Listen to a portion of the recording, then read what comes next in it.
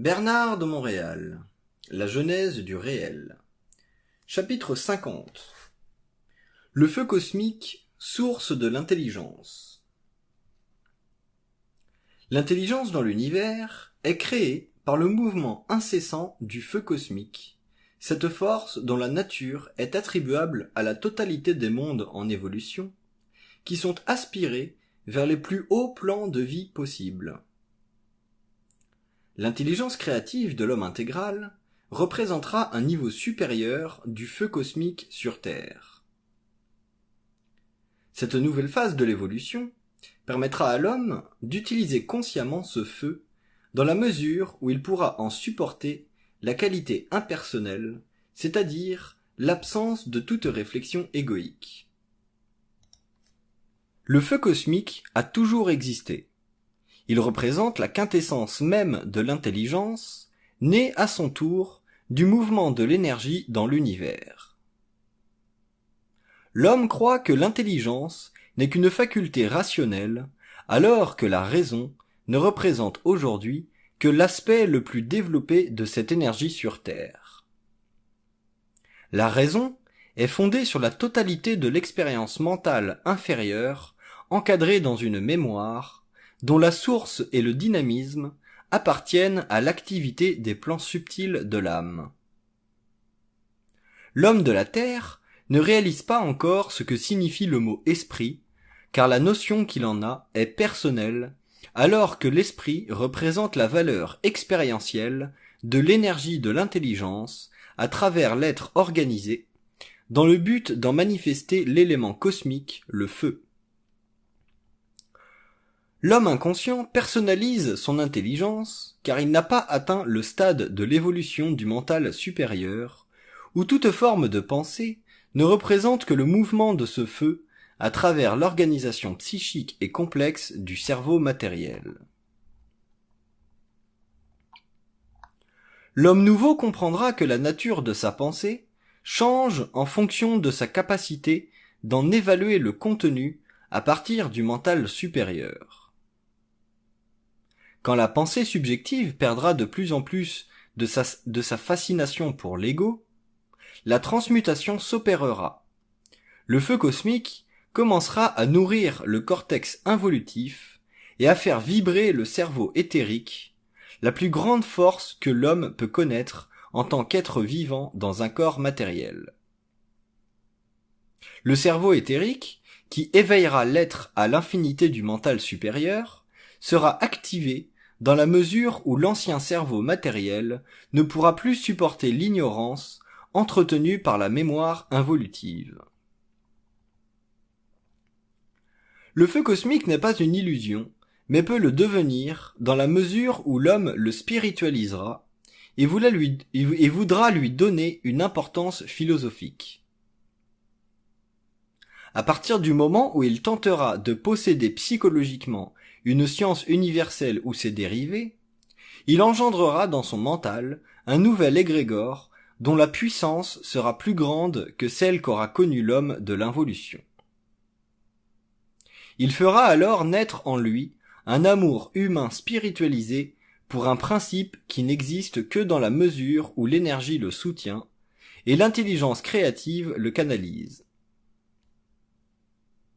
Dans le cas contraire, et à cause des lois involutives, le feu cosmique deviendra une énergie de l'âme, nécessaire à la construction des modèles de vie qui ne servent pas dans les mondes de la lumière, mais dans ces autres mondes où les entités de l'astral œuvrent afin de maintenir sur l'homme un pouvoir, bloquant ainsi son accès à l'énergie. Le feu cosmique est une énergie qui crée et détruit à la fois. Elle n'est aucunement polarisée en elle-même, mais le devient selon le canal qui la reçoit. Pour cette raison, l'homme nouveau devra être élevé en conscience avant de pouvoir se servir à volonté de cette force universelle en lui. La reconstruction de la vie et de la civilisation sur Terre, après la grande période trouble que connaîtra l'humanité, sera due à l'utilisation consciente du feu cosmique par des hommes dont l'intelligence, ne s'apparentera plus à celle de l'involution. Alors surgira tout le potentiel humain, jusqu'ici inutilisé, à cause de la scission entre l'homme et les plans universels de l'intelligence. Même si l'évolution de l'homme est en rapport direct avec le feu cosmique, les forces de la nature sont trop puissantes sur sa conscience planétaire pour qu'il puisse encore bénéficier de son lien avec cette force universelle qui construit et détruit à travers les consciences en évolution.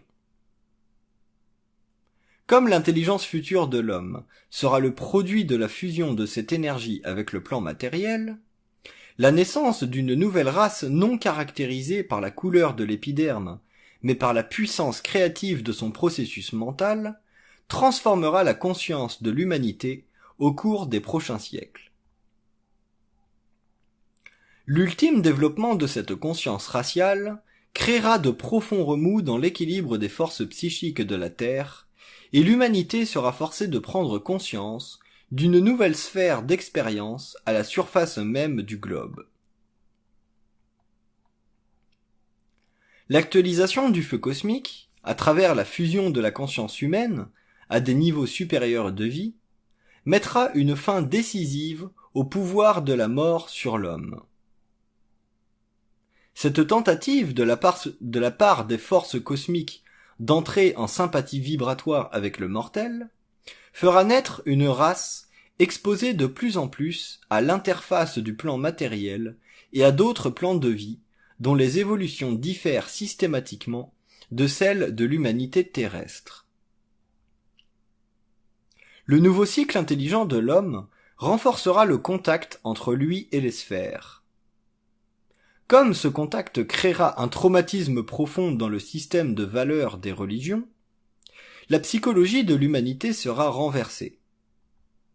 Les corps matériaux ne seront alors plus disponibles comme au cours de l'involution, car le pouvoir de l'ego sur la matière inférieure de la conscience et de son organisation matérielle aura été remplacé par la conscience des autres plans de vie, où le feu cosmique est identifié comme source intégrale et absolue de toute forme d'énergie en voie d'évolution systémique.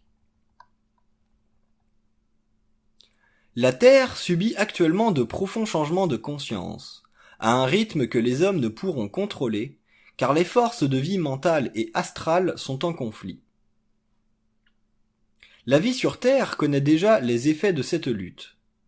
Par contre, ces profonds changements que connaîtra l'humanité au cours des prochaines générations font partie de la préparation d'un noyau d'êtres dont la conscience permettra de créer une nouvelle civilisation sur le globe dans les conditions suprasensibles de vie supramentale et éthérique. Ce feu viendra vers les êtres pour leur permettre d'établir une nouvelle condition de vie et d'évolution. L'évolution de la Terre ne sera plus dans les mains d'hommes inconscients, mais sous le patronage d'êtres dont la sensibilité et la conscience permettront de reconstruire ce qui aura été détruit par l'humanité involutive. L'action du feu cosmique sur le globe est un des grands secrets de la fusion de l'homme avec les plans de la lumière. À partir du moment où cette force sera intégrée au plan matériel, la conscience de la Terre changera et les populations humaines en seront les grandes bénéficiaires. Il est inutile que l'être spirituel spécule sur l'avènement du feu cosmique, car cette liaison entre les sphères et l'homme conscient est liée à sa fusion avec sa lumière. Le mental inférieur est impuissant à en reconnaître les aspects et les fonctions. Cependant, il est bon que l'être spirituel reconnaisse que les fléaux de l'humanité témoignent de la fin d'un âge, car d'eux naîtra une ère nouvelle. La mort de la vieille civilisation doit précéder la naissance de la nouvelle. Tout ceci est conforme aux lois et aux cycles qui gouvernent l'évolution des systèmes de vie. Non seulement le feu cosmique représente-t-il le pouvoir vibratoire de l'énergie de l'intelligence, mais aussi le principe fondamental de la vie et de l'énergie, dont la loi universelle sera parfaitement comprise des hommes de l'avenir. Au cours des prochaines générations, les conditions de vie planétaire s'assombriront. L'être conscient utilisera ces conditions pour la transformation de son être intérieur afin de se rapprocher de son état universel de conscience. Les plus forts et les plus évolués réussiront à transmuter leur conscience mentale inférieure en une conscience mentale supérieure. Le lien télépathique entre le plan matériel et le plan éthérique sera établi pour leur protection contre l'affrontement éventuel avec les forces de la mort.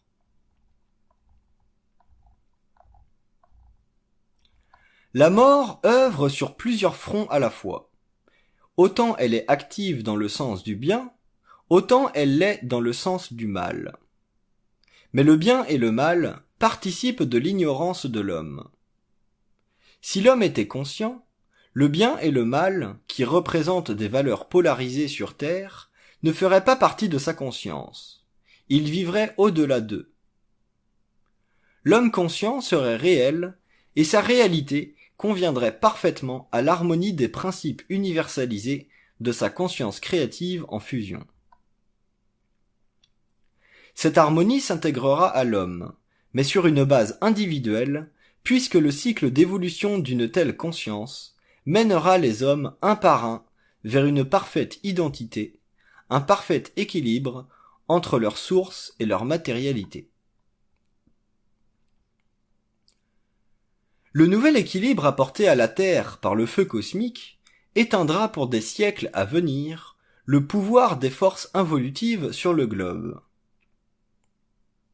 Ce feu sera accompagné de la manifestation physique et matérielle de la fusion systémique de la conscience autonome et universelle, supportée par un certain groupe d'intelligences dont l'expérience avancée par rapport à l'évolution de l'homme leur permettra de se rapprocher de la Terre. Cette expérience nouvelle dans l'univers permettra à ces intelligences de fusionner avec l'humain et ainsi éliminer toute forme d'énergie involutive de sa conscience pour qu'il découvre la continuité de celle-ci, l'immortalité, alors que ces mêmes intelligences auront l'opportunité de tester la construction de leur véhicule, le corps matériel. Ces êtres apporteront sur Terre leur lumière et leur feu. L'homme nouveau travaillera avec cette nouvelle énergie, finalement libéré des influences du monde de la mort. Au cours des siècles prochains, de plus en plus d'êtres disparaîtront de la Terre pour ne plus revenir, afin de ne plus retarder l'évolution de la planète. Ils évolueront sur d'autres plans de vie, et y prendront une expérience nouvelle.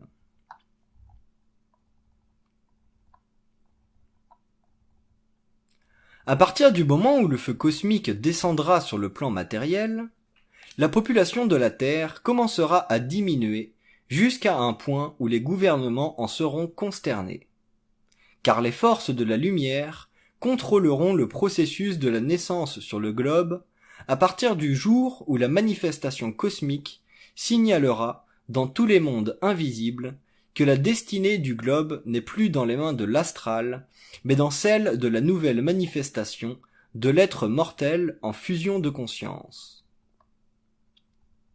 L'homme nouveau saura expliquer tous les mystères de la vie. Il comprendra que ces hommes anciens furent impuissants à comprendre, car le contact mental entre lui et les forces intelligentes des plans supérieurs coïncidera avec la nouvelle science de la vie universelle et systémique. Il n'aura plus besoin d'étudier dans les écoles planétaires d'aujourd'hui. Tout savoir et toute connaissance lui seront directement transmis à l'aide de son lien universel. Les sciences d'aujourd'hui perdront graduellement leur valeur pour lui, car la science nouvelle ne pourra être reçue que dans les conditions d'évolution mentale axées sur le raccordement entre l'homme et les sphères. Spéculer sur cet avenir est une perte de temps, Mais le sentir, sinon le savoir, est déjà un pas dans une direction que l'homme découvrira naturellement dans la mesure où il sera amené, au cours de son évolution, à entrer en contact avec une forme de science provenant de la lumière et non plus de l'intellect humain. Le feu cosmique, manifestation universelle de l'énergie non identifiée, fera éclater les formes de la civilisation présente lorsque l'homme aura suffisamment évolué pour en supporter psychiquement l'action à travers ses principes inférieurs. Ce feu descendra sur le globe et élèvera sa conscience humaine par sa puissance matérielle et sa réalité éthérique. L'avenir de l'humanité sera assuré par la présence sur Terre de cette énergie. Elle permettra que les nations survivent aux forces anti-hommes générées par des êtres dont la puissance matérielle et guerrière n'aura pas été surpassée au cours de l'involution. Les forces de la vie sont plus grandes que les forces de la mort. Mais l'homme ne fait pas encore partie de la vie. Son expérience sur le globe ne fait que confirmer la différence fondamentale entre une civilisation née de la lumière et une autre engendrée par les forces de l'astral. Le problème de l'homme n'est pas son intellect. Au contraire, l'intelligence humaine se développe à un rythme croissant. Ce sont l'orgueil et la vanité qui créent la limitation de son mental pur. L'intellect est mémoire, alors que le mental pur est lumière, esprit, intelligence sans trace de pensée subjective et colorée. L'homme nouveau vivra un mental pur, ainsi pourra-t-il canaliser le feu cosmique sur le globe et créer une civilisation en dehors des cadres actuels. L'intellect ne peut admettre ceci, car le niveau de conscience nécessaire pour comprendre les lois de la vie est supérieur vibratoirement au niveau de conscience nécessaire pour mémoriser ce qui est déjà connu. Le cerveau éthérique de l'homme n'est pas régi par les lois de la mémoire humaine, mais par celles de la lumière créative. Voilà pourquoi la science future ne pourra être partagée par l'homme que dans la mesure où son centre mental supérieur aura été allumé par le feu cosmique qui vient vers la Terre. Autant l'homme inconscient est impuissant sans le support de la mémoire subjective, autant l'homme nouveau en sera libre, car il aura dépassé le stade involutif de la mémoire pour s'intégrer au stade créatif du lien universel, avec une dimension de sa réalité située cette fois au-delà des lois mécaniques de la conscience subjective. Le feu cosmique est une force qui détient sa puissance de la source même de sa réalité. Inutile pour l'homme de chercher à en comprendre la nature à partir de la raison, puisque cette dernière n'est que le reflet inférieur de cette réalité qui n'a pas encore été éveillée chez lui, son appartenance à l'infini de la conscience universelle. L'homme involutif a créé à partir de son lien inconscient avec la mort, alors que l'homme nouveau créera en fusion avec les forces de la vie, dont l'origine est libre de tout rapport avec la mort. Le feu cosmique participe de l'ordre interne de l'homme. L'être, dans la mesure où il lui est possible de percevoir la déformation de sa conscience subjective face à la vitalité créative de son mental, commence à entrer dans une période de vie personnelle. L'effet cumulatif de son rapport ouvert avec les forces de la lumière, qui le soutiennent derrière l'écran des illusions planétaires, s'accroît alors proportionnellement à sa capacité d'en supporter le mouvement subtil et créatif.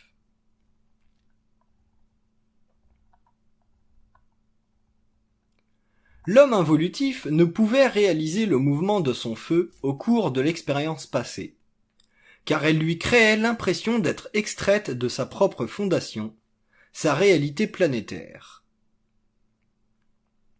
Non seulement le feu cosmique sous-tend-il la réalité dynamique de la pensée, mais aussi le principe même de son action à travers l'homme. Mais ce dernier ne peut cependant réaliser le feu de sa pensée, car il est trop près de lui-même égoïquement pour en saisir l'aspect à la fois ineffable et concrètement créatif.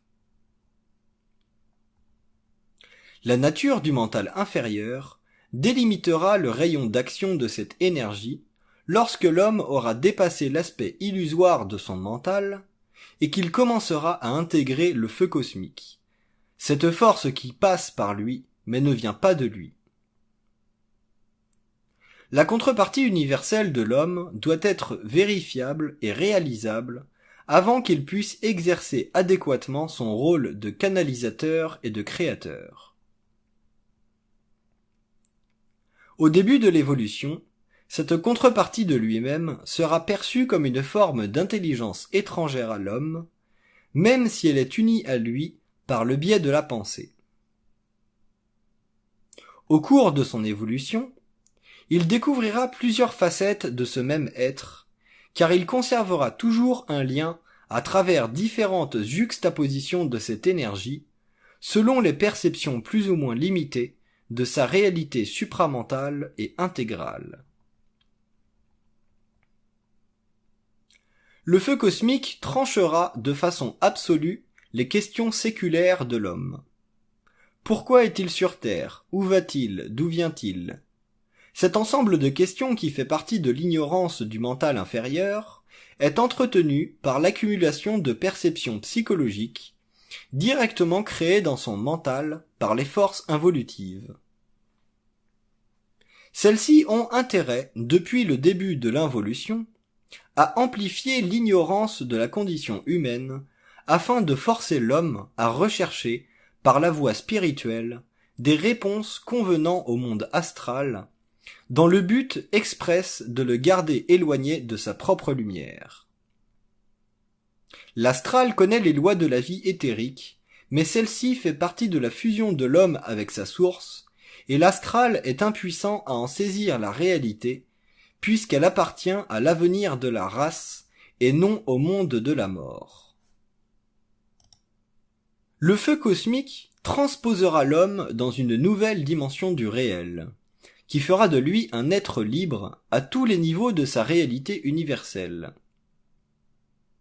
Il électrifiera les corps subtils de son être, afin qu'ils se détachent sans dislocation psychique. Dans cette seconde nature, l'homme verra que la vie compose avec des forces internes auxquelles il a recours, dans la mesure où son mental n'est pas restreint par une multitude de vibrations émanant des plans astraux dans le but de le figer dans l'impuissance de sa personnalité.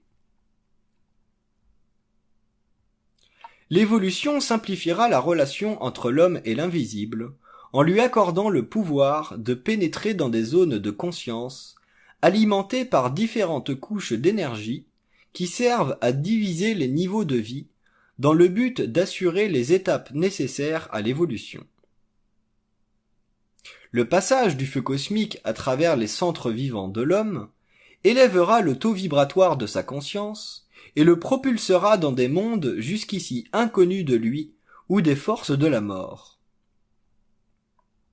Ces mondes seront la plus grande révélation de la vie cosmique à la vie planétaire depuis la descente de l'homme dans la matière. Ils représenteront ce qu'il a toujours voulu connaître et comprendre, l'infinité de la conscience en mouvement. L'évolution de la conscience n'a aucun lien avec l'expérience planétaire involutive. Cette dernière n'aura servi qu'à maintenir le lien entre l'astral et la Terre, alors que l'homme devra un jour passer à un niveau de conscience supérieur. Les mythes de l'humanité font partie de la participation astrale à l'involution de la conscience humaine.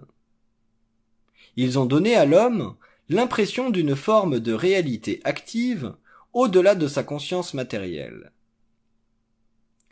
Tant que les mythes existeront sur Terre, les hommes seront pauvres en intelligence et riches en supports de toutes les sortes, façonnée par le mouvement subtil et voilé des forces de la mort. Impuissantes par leur propre loi, à donner à l'homme la moindre ressource réelle face à son avenir en tant que conscience involutive. Pour cette raison, le feu cosmique venant vers l'homme et se manifestant à travers sa fusion future, transformera la conscience et libérera l'être de l'emprise qu'elle aura eue sur lui, la mort millénaire. L'évolution transgressera les lois de l'involution, de la moindre à la plus aliénante, car l'être nouveau découvrira le secret de sa propre énergie.